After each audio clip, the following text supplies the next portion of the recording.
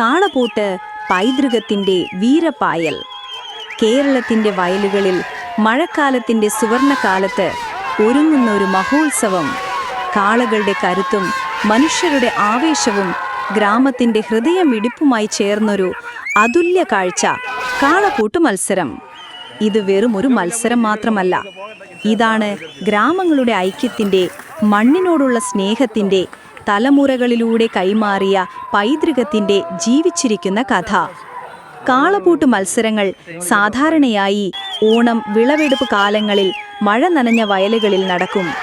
കാളകളെ വേഗത്തിനും ശക്തിക്കും പരിശീലിപ്പിച്ച ശേഷം കർഷകർ അഭിമാനത്തോടെ അവയെ മത്സരത്തിനിറക്കും. കാലം മാറിയാലും കാളപൂട്ട് നമ്മെ ഒന്നാക്കി നിർത്തുന്ന സംഗമം തന്നെയാണ്. കുട്ടികളും മുതിർന്നവരും ഒരുപോലെ കാത്തിരിക്കുന്ന ദിനം.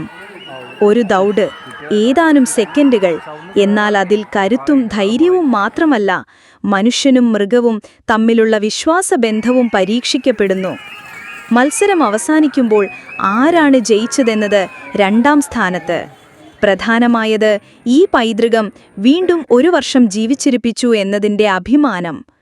കാളപൂട്ട് വെറുമൊരു കളിയല്ല, ഇത് കേരളത്തിൻ്റെ മണ്ണിൻ്റെ മണ്ണിരക്കച്ച, ആവേശത്തിൻ്റെ അരങ്ങ്, നമ്മുടെ പൈതൃകത്തിൻ്റെ ജീവനുള്ള ഉത്സവം, ഗ്രാമീണതയുടെ മാഞ്ഞുപോകാത്ത മുഖം.